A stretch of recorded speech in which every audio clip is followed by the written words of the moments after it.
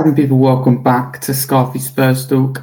Brentford versus Tottenham this weekend. We're talking team news, looking at the opposition, looking at Spurs, team news from Spurs, and also, predicted team, what I'd do, what I think will actually happen, as well as score prediction. But as always, very interested to get your thoughts. So do get involved in the comments below. If you're new around here, please do smash that subscribe button. It's free to do so. It does help the channel and the podcast grow. Let's crack straight into it. We'll start with team news.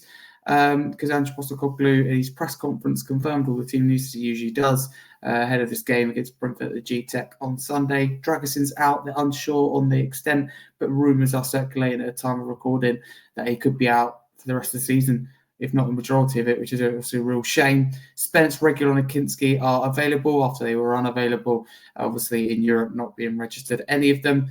Vicario, Odogi, Odebear, and Werner all 7 to 10 days away, so a week and a half. Solanke's back the week after that, so Solanke will be another 2 weeks, maybe 2.5. Romero, he said, is a slow healer and a week-by-week basis, which is a shame. It looks like we won't be back for Liverpool, but he wouldn't give a time frame at all, Romero, but he just said he'd taken it week by week, which suggests maybe he's a few weeks away. Obviously, we know he's back in training, which is obviously good, but with Jackson being out as well, could do with Romero being here. But Gray, I have full confidence playing at centre-back now next to Van der Ven, at least for the short term. So that's really positive. But he didn't talk about James Maddison, which is interesting. Or I didn't pick up from watching the interview, but he didn't get asked about it in his presser. So there we go. That is the team news. So in terms of a Spurs point of view, so it's good to have players back. It just feels like we're getting players back. Then you get the likes of Draxon go out. So it's a real shame. It's just frustrating. You think, yes, we've got these players back. You go, oh no, we're losing players as well. But overall, I think we should start to see a nice run of form, hopefully put together in the latter stages of the season. Because there's a massive couple of weeks to the club with players coming back. So that, for me anyway, is the hope.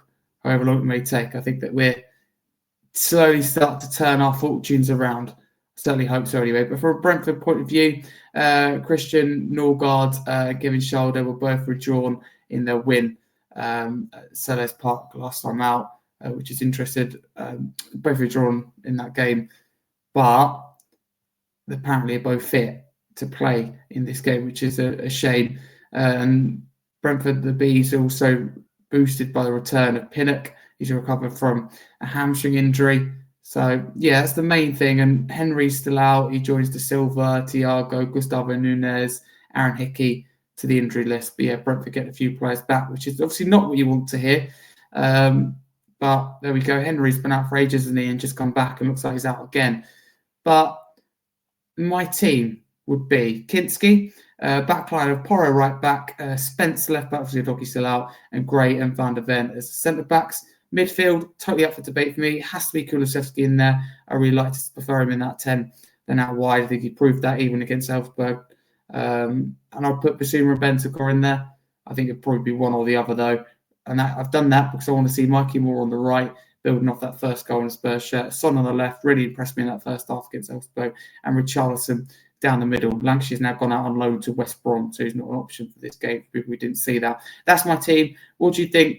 What would be your team in the comments below? And what do you think we'll see? I think maybe 1 or 2 changes from that. I don't think we'll see Basuma and Bentancur, and Kulusevski will probably be on the right. I don't think we'll see more. So a couple of changes. I think from that, I give Bergvall a rest and play him against Liverpool.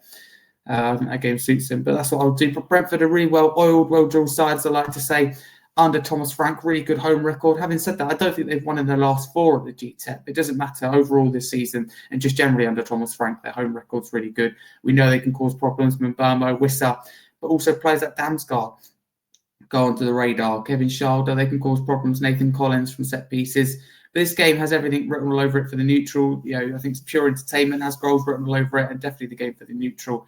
2 expansive teams, possession-based teams, exciting teams, 2 ambitious managers. They love the ball, love taking risks.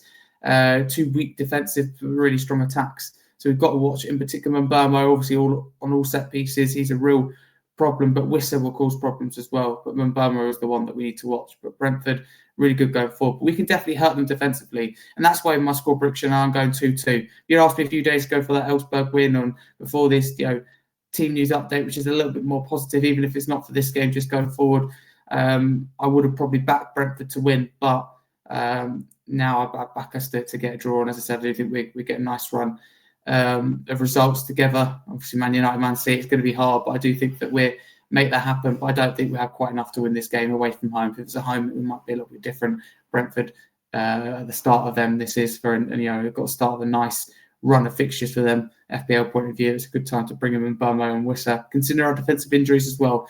That wraps us up nicely for this match preview. So do get involved in the comments below with your thoughts on anything I've discussed, what you change in terms of lineup, score prediction, how you feel as well about this game, whether you're a Spurs fan, Brentford fan, football fan, neutral, you name it, you're welcome here. But if you are new to the channel, please do smash that subscribe button. It is free to do so, and it helps the channel grow. If you're enjoying the video, it'd be great to hear. Do smash that like button and turn the notifications bell on. Also, if you're not enjoying it, let me know in the comments below anything I can improve.